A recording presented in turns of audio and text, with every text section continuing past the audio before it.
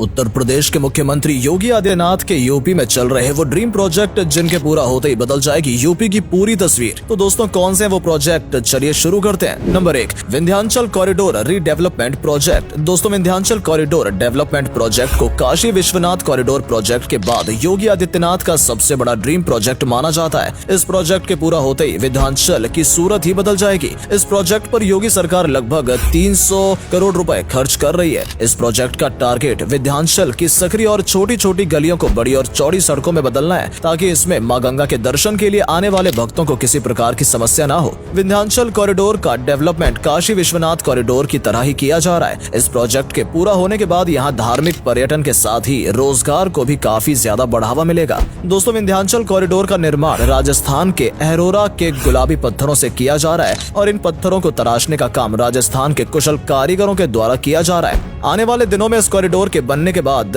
विंध्य प्रदेश किसी सपने की नगरी से कम नहीं लगेगा। विंध्याचल मंदिर का परकोटा अष्टकोणीय बनाया जा रहा है। यहाँ पर यज्ञशाला और ध्यान केंद्र भी होगा। इसके अलावा तिरुपति बालाजी मंदिर की तरह यहाँ पर मुंडन के लिए एक बड़ा हॉल का निर्माण किया जा रहा है। विंध्याचल कॉरिडोर को इस तरह से विकसित किया जा रहा है कि माँ गंगा में स्नान करने वाले लोग सीधे वहीं से मंदिर के दर्शन कर सकेंगे और गंगा जी से जल अर्पित कर सकेंगे। नंबर 2, पावन पथ काशी प्रोजेक्ट। दोस्तों पावन पथ काशी प्रोजेक्ट भी योगी आदित्यनाथ का बहुत बड़ा ड्रीम प्रोजेक्ट है। वाराणसी हमेशा से ही भारत की धार्मिक और सांस्कृतिक नगरी रही है। इस पावन पथ योजना से वाराणसी के लगभग 500 धार्मिक स्थान को जोड़ा जाएगा और पावन पथ पर लगभग 120 से भी ज्यादा मंदिर पड़ेंगे। पावन पथ का उद्देश्य काशी में मौजूद सभी पौराणिक और धार्मिक स्थानों को श्रृंखलाबद्ध करना है, ताकि यहाँ आने वाली तीर्थ यात्रियों को किसी भी प्रकार की असुविधा ना हो। मंदिरों को जोड़ने के अलावा यहाँ सड़क, पानी, बिजली और यूरिनल की व्यवस्था को भी मजबूत किया जा रहा है। इस प्रोजेक्ट के लिए 33 करोड़ से भी ज्यादा इन्वेस्ट किए जा रहे हैं।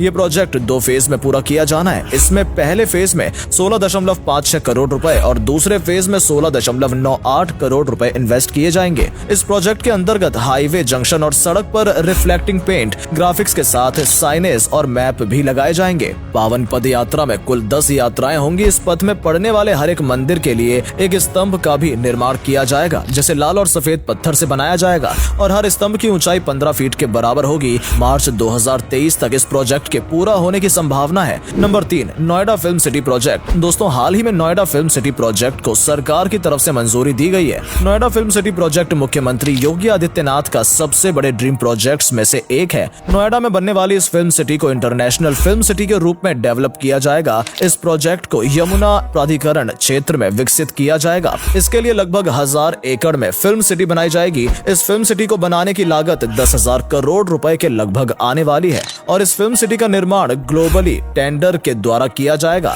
नोएडा फिल्म सिटी के अंदर film school, media industrial office, post production facility, hotel, theme park और OTT जैसे सारी सिनेमा से रिलेटेड चीजें शामिल होंगी। इसके अलावा यहाँ पर टीवी और एक्टिंग से लेकर फिल्म तक की ट्रेनिंग दिए जाने के लिए 40 एकड़ में अलग से एक इंस्टीट्यूट भी बनाया जाएगा। ऐसा अनुमान है कि इस प्रोजेक्ट से 40,000 से भी ज्यादा लोगों को एम्प्लॉयमेंट मिलने वाला है। इस प्रोजेक्ट के तहत नोएडा इंटरनेशनल एयरपोर्ट को डेवलप करना भी इसका उद्देश्य है, जिससे कि देश की बड़े बड़े शहरों से इसकी कनेक्टिविटी और भी ज्यादा स्ट्रॉन्ग हो सकेगी। Number 4, Gorakhpur marine drive project. Mumbai के मरीन ड्राइव की तरह गोरखपुर मरीन ड्राइव को विकसित करना योगी आदित्यनाथ का बहुत बड़ा सपना रहा है और ये काम अब लगभग पूरा भी हो चुका है। दोस्तों जिस तरह से मुंबई का मरीन ड्राइव मुंबई की पहचान और शान है, उसी तरह से गोरखपुर का मरीन ड्राइव भी अब यहाँ के लोगों के लिए अलग पहचान बन चुका है। 2000 एकड़ से भी ज्यादा के एरिया में फैले हुए रामगढ़ तालाब में योगी आदित्यनाथ जी ने इस प्रोजेक्ट की शुरुआत की थी और आज रामगढ़ ताल मुंबई के मरीन ड्राइव के बराबर में ही पहुंच चुका है। लाइट और साउंड शो के साथ ही यहाँ शाम ढलते ही यहाँ का नजारा देखने लायक होता है। बोटिंग और वाटर मोटर स्पोर्ट में रामगढ़ ताल की खूबसूरती में 4 चांद लगा दिए हैं। यहाँ पर कई सारी सेल्फी पॉइंट भी बनाए गए हैं, जहाँ पर लोगों की हमेशा भीड़ लगी रहती है। इस प्रोजेक्ट से रामगढ़ ताल मुंबई के मरीन ड्राइव से ज्यादा नहीं तो उसे किसी भी प्रकार से कम भी नहीं है। Number 5, statue of Lord Ram. दोस्तों योगी आदित्यनाथ ने 2017 में मुख्यमंत्री बनते ही घोषणा कर दी थी कि नव्य अयोध्या प्रोजेक्ट के अंतर्गत पर्यटन और संस्कृति को विकसित करने के लिए अयोध्या में भगवान राम की 251 मीटर यानी कि लगभग 823 फीट ऊंची प्रतिमा का निर्माण सुरयू नदी के किनारे किया जाएगा। इस मूर्ति के निर्माण में लगभग 2500 करोड़ रुपए की लागत आने वाली है। 24 नवंबर 2018 को इस मूर्ति के लिए डिजाइन तैयार किया गया है और इस मूर्ति का डिजाइन भी उसी आदमी ने बनाया है जिसने स्टैचू ऑफ यूनिटी यूनिवर्सिटी का डिजाइन को तैयार किया था, जिनका नाम है रामवाजी सुतार, जिन्हें भारत सरकार के द्वारा पद्म भूषण सम्मान से भी पुरस्कृत किया जा चुका है। भगवान राम की मूर्ति का बेस 50 मीटर ऊंचा होगा और इस बेस के ऊपर भगवान राम की 200 मीटर ऊंची प्रतिमा को खड़ा किया जाएगा। इस 50 मीटर ऊंचे बेस के नीचे एक बहुत बड़ा म्यूजियम भी बनाया जाएगा, जहां पर भगवान विष्णु के अवतार को डिजिटल रूप में दिखाया जाएगा। दोस्तों, इस मूर्ति के बनने के बाद ये मूर्ति पूरी दुनिया में वर्ल्ड रिकॉर्ड बनाएगी, क्योंकि ये दुनिया में मौजूद किसी भी मूर्ति से सबसे ऊंची होगी। अभी फिलहाल में चीन में भगवान गौतम बुद्ध की 208 मीटर ऊंची मूर्ति मौजूद है, लेकिन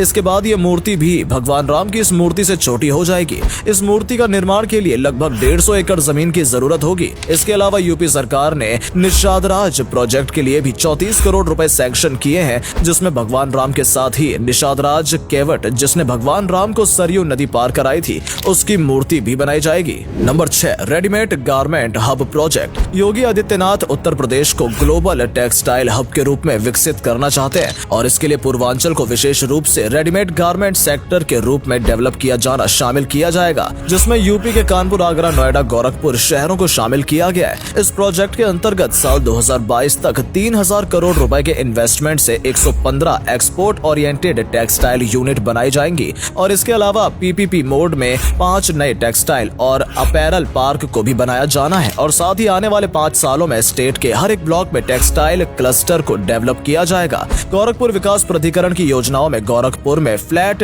टेड फैक्ट्री की 80 यूनिट और गारमेंट पार्क को बनाया जाएगा। इसके साथ ही आगरा में इंटीग्रेटेड टेक्सटाइल अपैरल इंडस्ट्री का डेवलपमेंट भी किया जाना है। मुख्यमंत्री योगी आदित्यनाथ इस क्षेत्र में छुपी हुई इन्वेस्टमेंट और रोजगार भी सभी संभावनाओं को बाहर लाना चाहते हैं और यूपी को भारत के डेवलप स्टेट्स में शामिल कराना चाहते हैं। Number 7, data centre park. दोस्तों, योगी आदित्यनाथ का एक और ड्रीम प्रोजेक्ट डेटा सेंटर अब बनकर तैयार हो चुका है। ये डेटा सेंटर पार्क लगभग 3 लाख स्क्वायर फीट के एरिया में फैला हुआ है और इसे बनाने की लागत 5000 करोड़ रुपए के लगभग आई है। इस डेटा सेंटर पार्क का नाम योटा D1 रखा गया है। इस प्रोजेक्ट के तहत से डेटा सेंटर बिल्डिंग बनाई गई है और इन डेटा सेंटर बिल्डिंग की कुल क्षमता 5000 सर्वर रैक के साथ 28.8 मेगावाट IT पावर की है। इसके अलावा यहाँ 250 मेगावाट बिजली का उत्पादन भी किया जा सकता है। इसके अलावा अभी 6 डेटा सेंटर बिल्डिंग और बनाई जाएंगी, जिससे उसकी क्षमता 30,000 सर्वर एक तक बढ़ जाएगी। ये काफी बड़ा प्रोजेक्ट है और इस प्रोजेक्ट से लगभग 4000 से भी ज्यादा लोगों को रोजगार मिला है।